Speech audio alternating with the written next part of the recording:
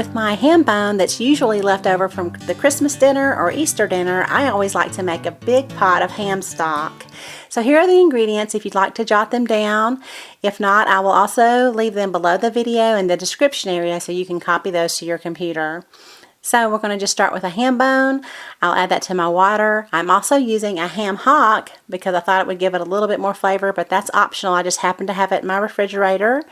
And then we can add the rest of our ingredients, our celery, onions, a couple of bay leaves, and a red pepper. You can also add red pepper flakes if you like. We'll add our carrots, and I always like to add some kind of woody herb, like a fresh herb like rosemary or thyme. I happen to have both this time, so that's what I'm putting in there. And then we'll add our salt and peppercorns and the garlic. And I'm going to put about 2 tablespoons of white wine vinegar in there. And then we will just gently simmer this for about 2 hours.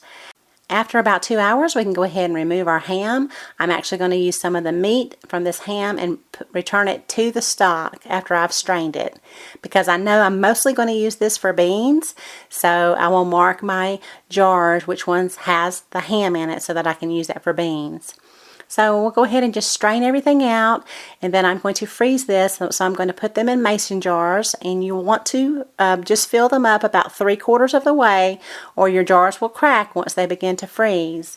So I'm returning some of the ham to my stock, and if you want a real clear stock, now this is not ham stock, this is another stock I was making, you can always strain it through cheesecloth so it will be extra clean. Okay, so I like to freeze my stock. Before I put it in my freezer, I let it cool on my counter, and then I put it in my refrigerator for about a day until it's nice and cool, and then I put it in my freezer. You never want to take hot stock or something like that and put it directly into your refrigerator, because it will raise the temperature inside your refrigerator and it could cause spoilage of some of your food. So always let your stock come to a good temperature, let it cool down before you put it in your refrigerator. So it should last about 1 year. Mine never lasts that long because I start using it immediately for things like, it could be fresh green beans from the garden, or sometimes I have like a clearer stock that I'll use for shrimp and grits or grits. And then of course, as I mentioned, beans. So we eat a lot of beans in my house. It comes in real handy. So I hope you can give this a try. Thank you so much for watching, and have a beautiful day.